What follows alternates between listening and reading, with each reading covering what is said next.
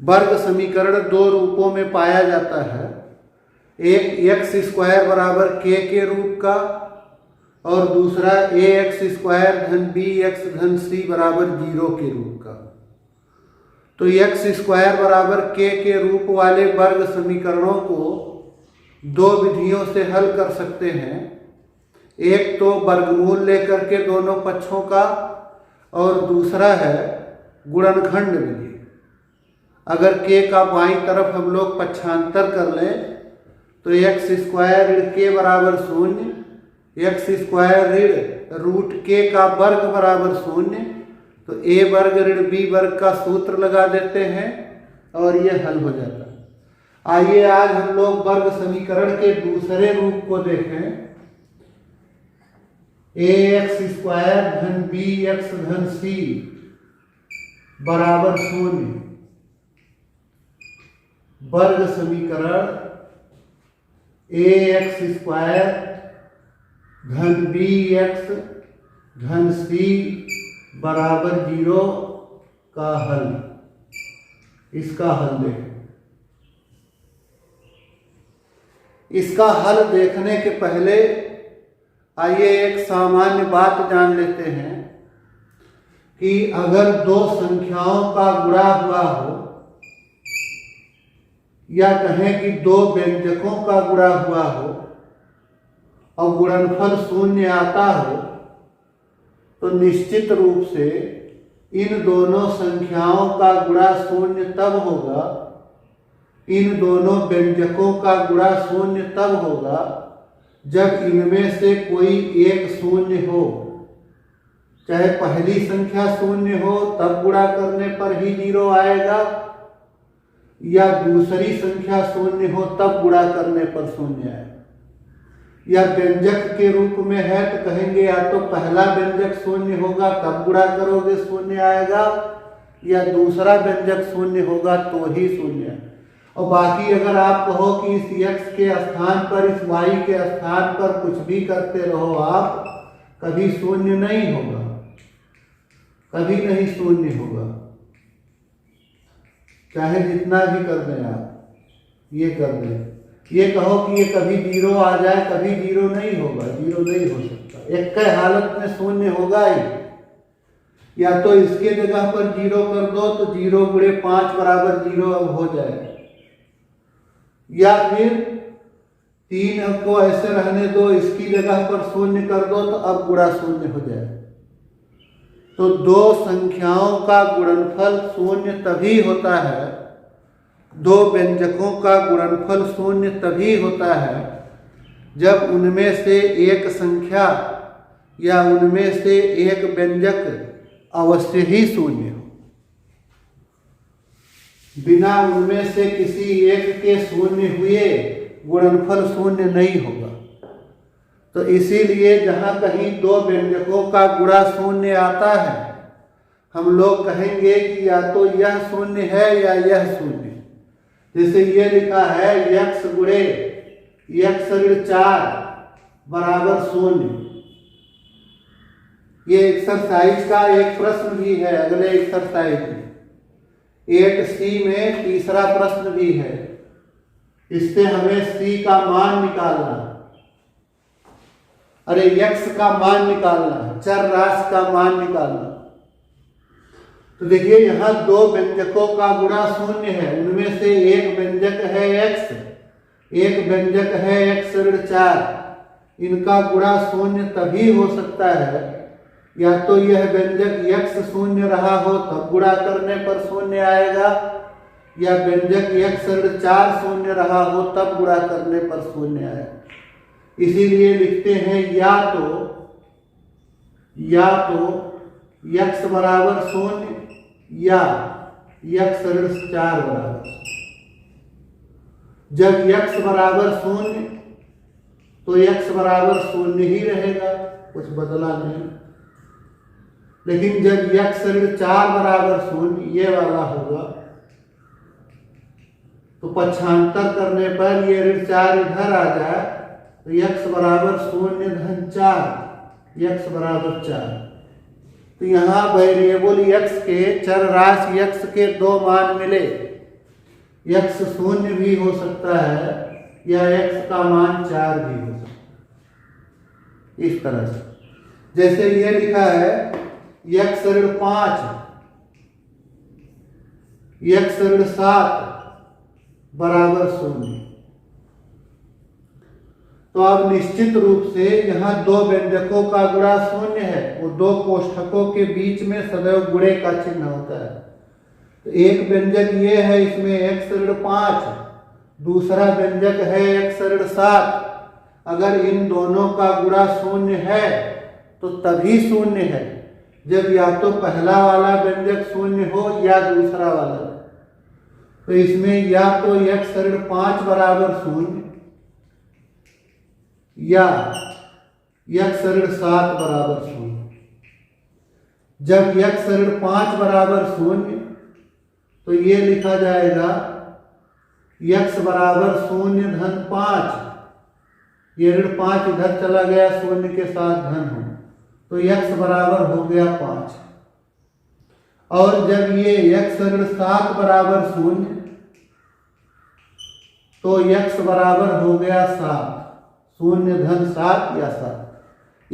इसका इस समीकरण के हल में, इस रूप के समीकरण के हल में उपयोगिता होती है। अब जैसे ये है x ऋण 5 x ऋण 7 बराबर 0। अगर हम इसका गुणा कर दें, ये x का गुणा x में x घात 2, फिर इस x का गुणा ऋण 7 में ऋण 7x, ऋण 5 का गुणा x में ऋण 5x, ऋण 5 का गुणा ऋण 7 में, तो हो गया धन 35 बराबर 0। अब इसको हम लोग ऐसे भी लिख सकते हैं, x घात 2 ऋण 7x ऋण 5x, ये मिल करके हो गया ऋण 12 धन 35 बराबर 0। अब देखिए ये जो लिखा हुआ है x घात 2 ऋण 12x धन 35 बराबर 0, ये एक वर्ग समीकरण है इसके रूप का। ध्यान से देखें, यह वर्ग समीकरण ax स्क्वायर धन bx धन c बराबर 0 के रूप का है। इसमें a के स्थान पर हो गया है 1, ax घात 2, यहाँ कुछ नहीं लिखा है, 1 लिख सकते हैं। 1 का गुणा करने पर यही रह जाएगा, इसलिए तो a के स्थान पर है 1, bx, b के स्थान पर है ऋण 12, c के स्थान पर है 35। तो अगर ये वर्ग समीकरण हमें हल करने को दिए कि x का मान पता करो, चर राशि का मान पता करो, तो हम इस वर्ग समीकरण को पहले इस रूप में लिख सकते हैं, फिर इससे यह रूप प्राप्त कर सकते हैं। और जब ये रूप मिल जाएगा तो कहेंगे एक बार ये कोष्ठक शून्य होगा, एक बार ये, इस कोष्ठक के शून्य होने पर x बराबर 5 मिल जाएगा, इस कोष्ठक के शून्य होने पर x बराबर 7 मिल जाएगा। तो दिया हुआ होगा ये वर्ग समीकरण, इससे ये लाना है। अब इससे ये कैसे लाएंगे, यही इतना आपको वर्ग समीकरण के हल में समझना है। कैसे हम करेंगे कि यहाँ ऋण 7x ऋण 5x हो जाए ऋण 12। देखिए ऋण 12 के स्थान पर ऋण 7 ऋण 5 ही नहीं लिख सकते थे, ऋण 10 ऋण 2 भी लिख सकते थे, ऋण 8x ऋण 4x भी लिख सकते थे, ऋण 6x ऋण 6x भी लिख सकते थे। लेकिन इस ऋण 12x के स्थान पर ऋण 7x ऋण 5x क्यों लिखे? क्योंकि हमें सिर्फ इसको तोड़ करके दो पदों में नहीं व्यक्त करना है, बल्कि जिन दो पदों में टूटे उनका गुणा करने पर भी ये आए। इनके गुणांकों का गुणा करने पर ऋण 7 और ऋण 5 का गुणा करने पर ये आए। हकीकत में हम लोग क्या करते हैं, इसमें जो a के स्थान पर हो और जो c के स्थान पर हो उनका पहले गुणा करते हैं, a गुणे c। a इस सवाल में है 1, c है 35, तो ये आ गया 35। अब इस 35 को ऐसे दो भागों में तोड़ेंगे जिनका योग करने पर ये ऋण 12 है। इसके ऐसे दो गुणनखंड ज्ञात करेंगे हम जिनका जोड़ ऋण 12 है। तो ये ऋण 35 के लिए गुणनखंड करेगा, अरे 35 के लिए गुणनखंड करें तो 35 गुणे 1 लिख सकते, 5 गुणे 7 लिख सकते, ऋण 5 गुणे ऋण 7 लिख सकते, इस तरह से। तो जब हम 5 गुणे 7 लिखेंगे 35 को, तो 5 गुणे 7 करने पर 5x और 7x मिलके धन 12 है। लेकिन अगर ऋण 5 और ऋण 7 कर लें तो ऋण 5 और ऋण 7 का गुणा करने पर 35 भी हो जाएगा और ऋण 5x ऋण 7x जुड़ करके ऋण 12x भी हो जाएगा। तो हमें देखना है कि a और c के गुणा से जो राशि आए उसके ऐसे दो गुणनखंड करें, ऐसे दो फैक्टर करें जिनका गुणा करने पर ये रहे a गुणे c का मान, लेकिन जिनको जोड़ देने पर ये बीच वाली राशि मिल जाए। तो इसी तरह से हम लोग इसको करते हैं।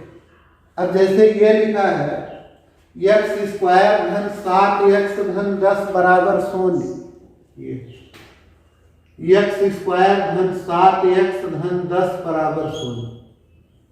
अगर हम इससे तुलना करें, अलग कहीं लिख लेते हैं रफ पेज पर, तो तुलना करिए, देखिए इसके मानक से तुलना करने पता चलेगा a के स्थान पर है 1, इसके साथ कितने का गुणा है 1 का, 1 का गुणा करो तो यही रहेगा, इसलिए कह सकते हैं 1 का गुणा। तो a के स्थान पर है 1, b के स्थान पर है 7 धन 7, c के स्थान पर है 10। तो अब इस प्रकार हम पहले a गुणे c करें तो आ जाएगा 1 गुणे 10 बराबर 10। अब इस 10 के ऐसे दो फैक्टर करना है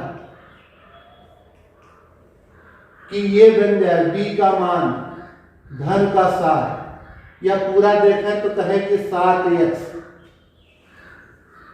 10x का कर देंगे गुणनखंड तो वो आना, केवल 10 का करेंगे तो ये 7 आना।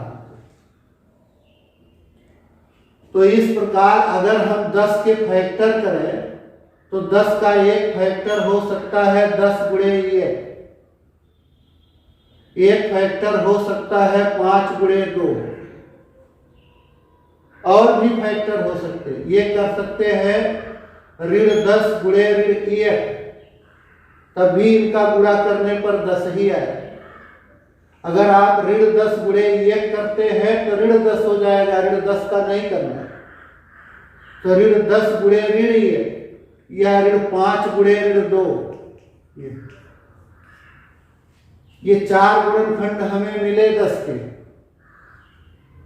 इन चारों गुणनखंडों में हमें देखना है कौन वाले दोनों गुणनखंडों को जोड़ने पर ये धन 7 आए। तो ये दोनों जोड़ने पर 5 और 2 जोड़ेंगे 7 आए, इन्हें दोनों जोड़ेंगे ऋण 5 और ऋण 2 ऋण 7 हो जाए। ये दोनों जोड़ेंगे तो 11 हो जाएगा, 11 नहीं लाना, इन दोनों को जोड़ेंगे तो ऋण 11। तो जो हमें जोड़ने पर 7 देगा वो दोनों गुणनखंड हुए 5 और 2। इसलिए इस 7 की जगह पर लिखेंगे 5x धन 2x, या पहले ऐसे लिख लेते हैं कि इस 7 के जगह पर हो गया धन 5 और धन 2, ऐसे भी लिख लेते हैं। तो अब ये हो गया x घात 2, एक बार 5x होगा गुणा करने पे, एक बार 2x धन 10 बराबर 0। तो अब इसको एक साथ कर लेते हैं। और इन दोनों को एक साथ कर लेते हैं। इसको कहते हैं समूह बनाना, समूह बनाकर गुणनखंड। इन दोनों में x कॉमन हो जाएगा, बच जाएगा x धन 5। इन दोनों में 2 कॉमन होगा, बच जाएगा x धन 5।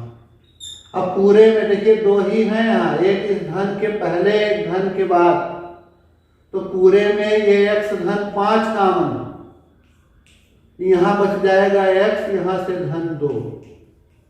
तो अब इन दोनों का गुणा शून्य है, तो या तो ये शून्य होगा या यह शून्य।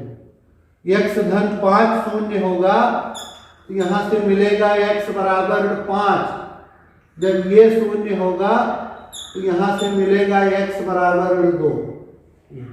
तो ये 2 मान हो गए। इस तरह से हम वर्ग समीकरण को हल करते हैं।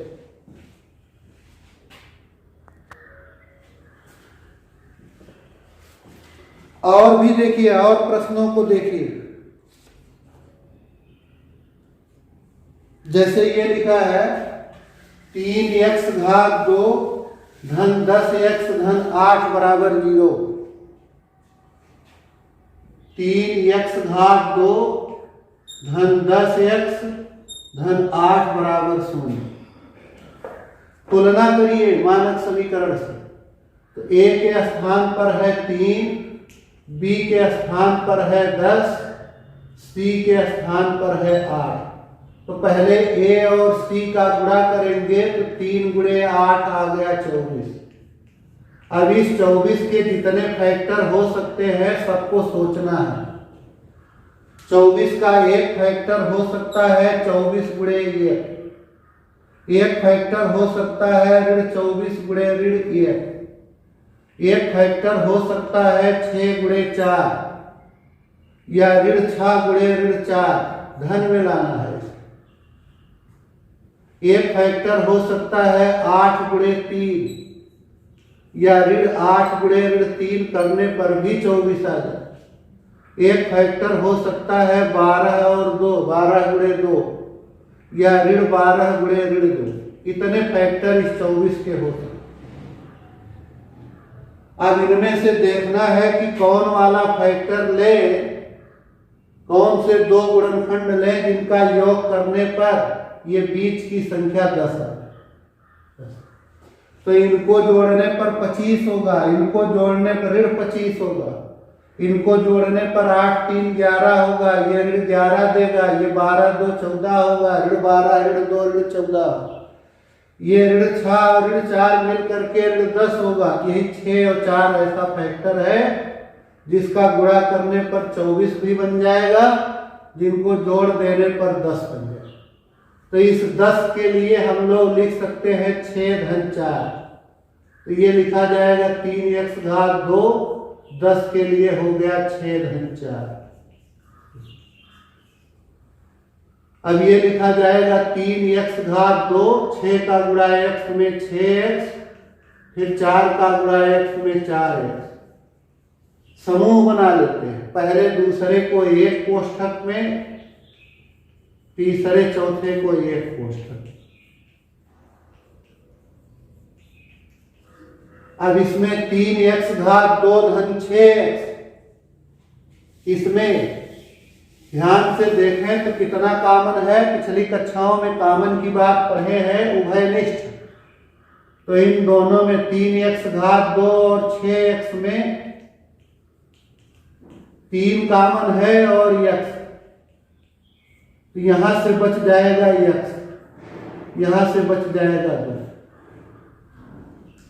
क्या बचेगा ये जानने के लिए जो कॉमन लिए हैं उसी से भाग दे देते हैं। 3x घात 2 में 3x से भाग दे दो, पता चल जाएगा कि क्या बचे। एक x कट जाएगा ऐसा।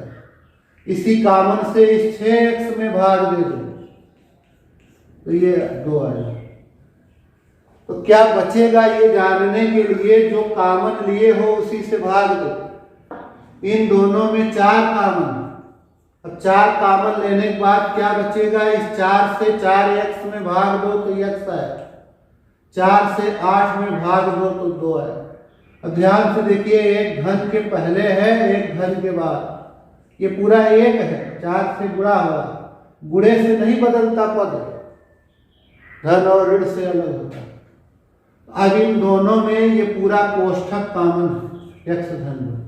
तो ये कोष्ठक जब यक्ष धन दो कॉमन ले लेंगे तो यहाँ से बच जाएगा 3x, यहाँ से धन 4। तो जब हम इसे शून्य करेंगे x धन 2 बराबर शून्य, तो x बराबर हो जाएगा ऋण 2। पक्षांतर करेंगे 0 ऋण 2 तो ऋण 2 आ जाएगा। और जब इसे शून्य करेंगे 3x धन 4 बराबर शून्य, तो 3x बराबर हो जाएगा ऋण 4 जाएगा उधर घट जाएगा, तो x बराबर हो जाएगा ऋण 4/3। ये x के दो मान हो गए, ऋण 2 और ऋण 4/3। इस तरह से हम लोग वर्ग समीकरण को हल करते हैं।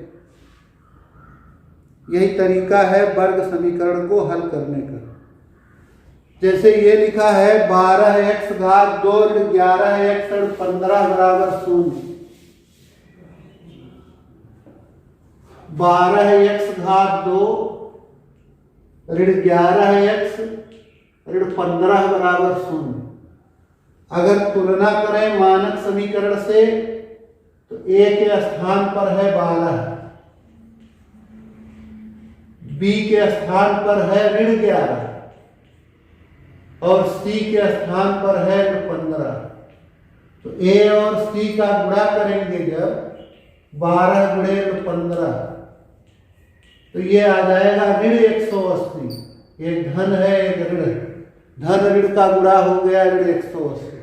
अब इस ऋण 180 के फैक्टर करने हैं जितने हो सकते हैं। तो एक तो यही हो गया 180 गुणे ऋण 1 या ऋण 180 गुणे धन 1। एक ऋण रहेगा तब गुणा ऋण में आ जाए। और भी फैक्टर हो सकते हैं इसके, जैसे 36 और 5 कर ले तो 36 गुणे ऋण 5 या ऋण 36 गुणे 5। 18 और 10 भी हो सकता है, 18 गुणे ऋण 10 चाहे ऋण 18 गुणे 10।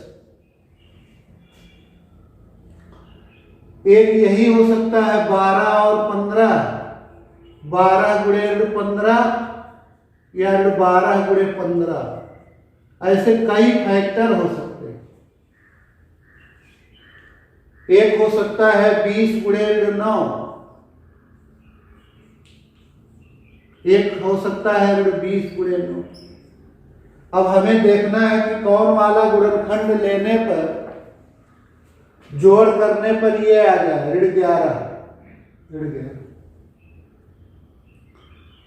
तो अगर इनको जोड़ेंगे आप तो 179 आएगा, इसे जोड़ेंगे तो ऋण 179 आएगा। ऐसे आप सबको जोड़ करके देखिए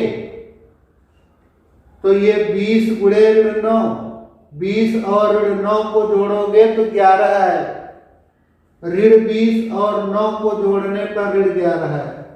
ये 20 और ऋण 9 दोनों जोड़ दो तो धन 11 आएगा, धन 11। ये बड़ा है। लेकिन अगर ऋण 20 और धन 9 जोड़ दें तो ऋण 11 है। तो इसलिए हम लोग ये वाला लिखेंगे, ऋण 11 लाना। तो इसके लिए हम लोग और भी गुणनखंड हो सकते हैं। सारे गुणनखंडों के विषय में हमें सोचना है। यही तो मुख्य काम है कि कौन वाले दो गुणनखंड लिए जाएं जिनका गुणा करने पर ये तैयार हो, जोड़ देने पर ये बीच वाला तैयार। तो अब ऋण 11 कैसे तैयार हुआ? ऋण 20 धन 9 से। तो हम लोग सीधे लिख सकते हैं इसको 12x घात 2 ऋण 20x धन 9x ऋण 15। ये ऋण 20x धन 9x हो जाएगा ऋण 11। जैसे धन 8x था तो हमने कहा 8 की जगह लिख दो 6 धन 2, या 10x था तो कहा 6 धन 4। कोई जरूरी नहीं इस रूप में लिखा है, हम लोग बाद में गुणा करें। इसको लिख सकते थे सीधे धन 6x धन 4। तो वैसे यहाँ कर दिया। अब इसको एक साथ कर दें, समूह बनाकर गुणनखंड, इसको एक साथ कर दें। एक बात का ध्यान रखते हैं कि अगर समूह बनाने में ब्रैकेट लगाने में बाहर माइनस पड़ रहा है तो ये भीतर का चिन्ह बदल जाए। अभी तक एक भी प्रश्न में हम लोगों के ऐसे नहीं आया कि गुणनखंड जब एक में करने चले, समूह बनाने लगे तो उसके पहले ऋण आता, ऋण नहीं आया इसलिए चिन्ह ऋण ही रहा, ये ऋण ही रहा। अगर यहाँ ऋण लिखा होता ऋण 9x, ये ऋण जैसे यहाँ लिखते ये ऋण वाला चिन्ह बदल के धर। तो अब इन दोनों में कॉमन देखेंगे तो 4x होगा, 3x ऋण 5 बचे। इन दोनों में 3 कॉमन होगा, 3x ऋण 5 बचे। अब पूरे में 3x ऋण 5 कॉमन होगा, यहाँ से बच जाएगा 4x धन यहाँ से 3 बराबर। जब ये शून्य होगा 3x ऋण 5 बराबर 0, तो 3x बराबर हो जाएगा 0 धन 5, 3x बराबर 5, x बराबर 5/3। और जब इसे शून्य करेंगे, इसे भी शून्य कर सकते, दोनों में से कोई एक शून्य होगा अगर इनका गुणा हो। 4x धन 3 बराबर 0, 4x बराबर ऋण 3, ये धन 3 जाके घटे तो x बराबर 3/4, ये 4 का जो गुणा हुआ है उस तरफ जाके भाग।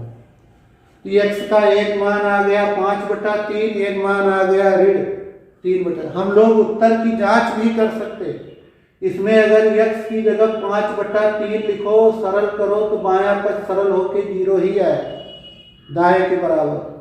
x की जगह 3/4 करके बाएं पक्ष को सरल करो तो 0 ही आए। हल का अर्थ ही यही होता है कि उस समीकरण को संतुष्ट कर दे। तो जितने भी लगाए हम लोग, जिनमें भी x का मान प्राप्त किए, बाएं पक्ष में अगर x का मान रखें तो दाएं पक्ष के बराबर आ जाता है, 0 के ही बराबर आना चाहिए। तो इस प्रकार हम लोग इस रूप के समीकरणों को हल करते हैं।